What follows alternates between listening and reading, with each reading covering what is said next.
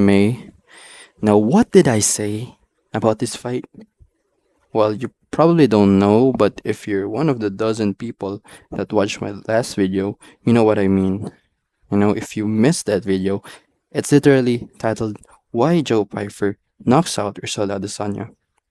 So I predicted this. I'm 2 and 2 in my prediction record. Talk to me nice.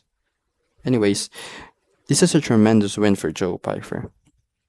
He went right in the top 5 of the middleweight division with a dominant win against a former champion.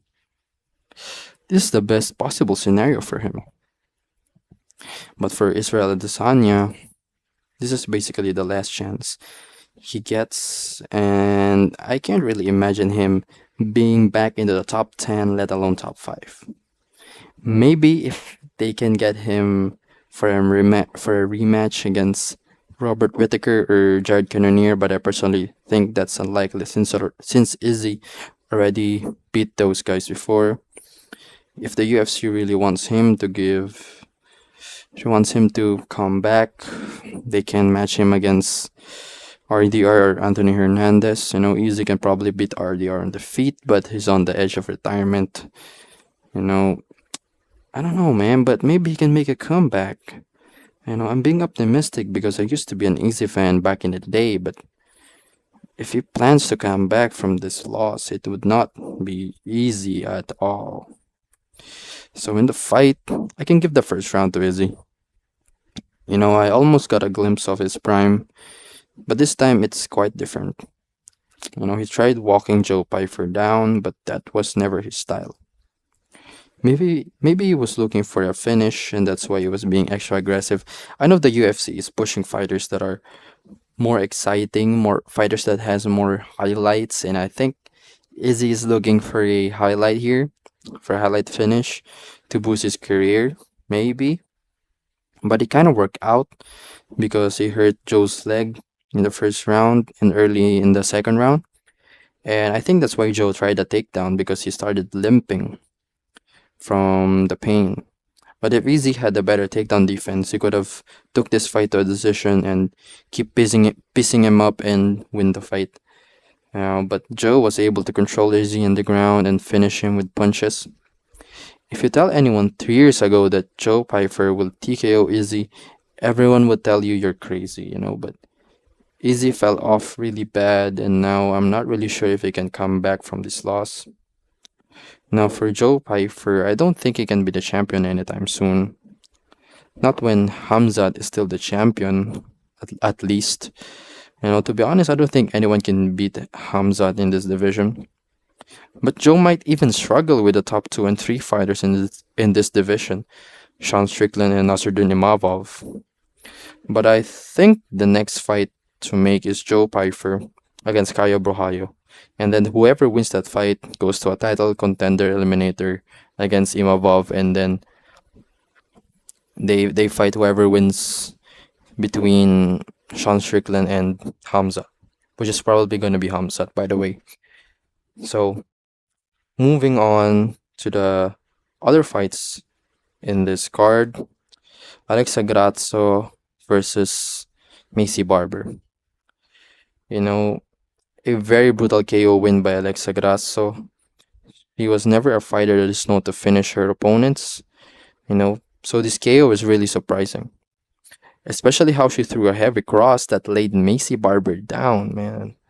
And the moment Macy hit the ground, she even threw a little strike, a little strike to her, and then immediately went to a rear naked choke. It was brutal, straight out of like a Mortal Kombat fatality. She got Macy Barber's tongue out, and she just laid in the ground after the choke. Staring at the space, man. It was freaky. Eh. Okay. All right. Michael Chiesa versus Nico Price. Michael Chiesa won his retirement fight with a submission in his hometown, so good for him, I guess. And to Nico Price, good job on sending two legends to their retirement with a win.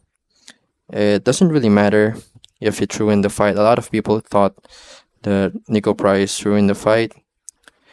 But he's a journeyman and Chessa is retiring anyway, so maybe they fixed this fight to set up Chesa for his what do you call this for his commentator career, to have a better commentator career, I guess. I don't know. So next is Julian Erosa versus Larian Douglas. There are a couple of notable prospects in this fight card, and Larian Douglas is definitely one of them. The knockout by him was crazy. His style is exciting as well. The featherweight division is already stacked as it is, but it seems like there would be a new problem among the featherweights, and that's Larian Douglas. All right, so Mansur Abdul Malik versus Yusri Belgari. One fighter that was a prospect is Mansur Abdul Malik. I said was because he got fraud checked by Yusri Belgari in this fight. He was pissed up in the whole fight, and credits to Mansur, he fought to the bitter end. But the skill gap between them is just too large. The fight looked like Alex Pereira versus Jared Cannonier, and I don't think I need to specify who looks like who. Alright. So Terrence McKinney versus Kyle Nelson. Amazing lightning fast finish by McKinney. Very bad man is a very bad man, bro. I'm pretty sure McKinney finished all of his previous opponents in the first round. So why the hell is this dude still unknown to most fans? Tap into this guy. This guy, Terrence McKinney, is going places, bro. And then Ignacio Bahamondes versus Tofik Musayev. Maybe some of you guys know Musayev as being the guy that gets submitted by the Cro-Magnon Miktibek Orolbay. But before that, before he was even in the UFC, he was a champion in Ryzen, a featherweight champion. Yeah. That means you cannot count this guy out, especially after his bloody performance against Bahamondes. Alright. Chase Hooper versus Lance Gibson Jr. Why is Chase Hooper and his hobbit looking ass fighting Lance Gibson Jr.? For the record, I don't really hate Lance Gibson Jr. I just think what the fuck am I saying? For the record, I don't hate Chase Hooper. I just think he looks like Bilbo from Lord of the Rings.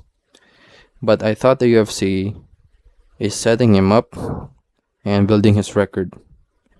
So why did they match him against a killer like Gibson Jr.? Alright.